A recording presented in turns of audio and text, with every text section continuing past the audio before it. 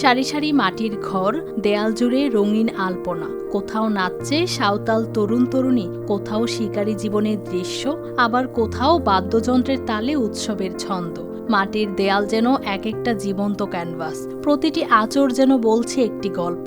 এই যে আলপনার মধ্যে আঁকা হয়েছে ঢোল, তবলা, মানুষ, তীর-ধনুক, আমাদের সাঁওতাল আদিবাসী কৃষ্টির উপরে এগুলা তুলে ধরা হয়েছে।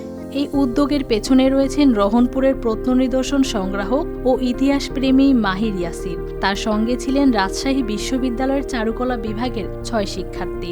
দিনরাত পরিশ্রম করে তারা মাটির দেয়ালে তুলে ধরেছেন সাঁওতাল জনগোষ্ঠীর জীবন, সংগ্রাম, উৎসব আর সংস্কৃতির গল্প।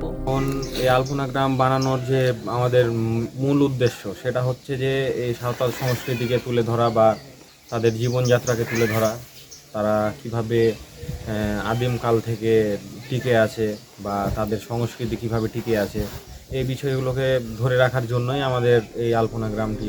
চাঁপাইনবাবগঞ্জের গোমস্তাপুর উপজেলার সাঁওতালপল্লীর রাঙামাটিয়া গ্রামেই দেখা মিলছে এই ব্যতিক্রমী শিল্পকর্মের। এরকম কোনো আলপনা হয়নি, এই দেওয়াল চিত্র হয়নি। তাই অনেকে এই আলপনা দেখে বা দেওয়াল চিত্র দেখে অনেকে খুবই খুশি, আর আমরাও আনন্দিত। মাটির দেয়ালে যেন ধরা পড়েছে শতাব্দী পুরনো সংস্কৃতির প্রতিচ্ছবি। এখন এই দেয়াল চিত্র শুধু সৌন্দর্য নয়, সাঁওতাল আদিবাসীদের আত্মপরিচয়ের আয়না।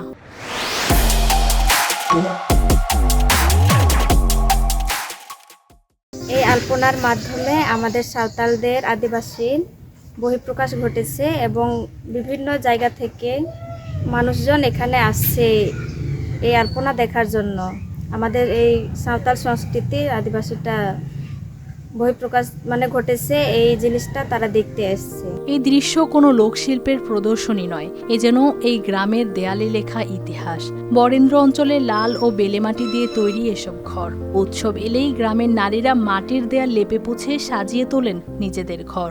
আপনাদের থেকে যতটুকু জানতে পেরেছি, নিঃসন্দেহে সেটা খুবই ভালো একটা উদ্যোগ। কারণ আমরা জানি যে আমাদের গোমস্তাপুর উপজেলায় পর্যটন স্পট নাই বললেই চলে। মানুষ বিভিন্ন জায়গায় যাচ্ছে যে পর্যটনের তারা ফ্লেভার নেওয়ার জন্য। তো আমাদের এই তরুণ ব্যক্তি যেহেতু এ বিষয়ে কার্যক্রম গ্রহণ করছে, নিঃসন্দেহে এটা প্রশংসনীয়। আর আমাদের প্রশাসনের পক্ষ থেকে আমরা সর্বোচ্চ সহযোগিতা করব যেন এই ঐতিহ্যটাকে ধরে রাখতে পারে এবং এটা সামগ্রিক পর্যটন স্পটে পরিণত হয়। ইতিহাস ঘেরা পরিবেশে মাটির দেয়াল জুড়ে ফুটে উঠছে সাঁওতালদের জীবন ও সংস্কৃতির গল্প। এ কারণেই অনেকেই এখন গ্রামটিকে ডাকছেন আলপনা গ্রাম। এই গল্প শুধু রঙের নয়, এটি একটি প্রাচীন জনগোষ্ঠীর শিকড় আঁকড়ে ধরে টিকে থাকার গল্প। News desk, RTV।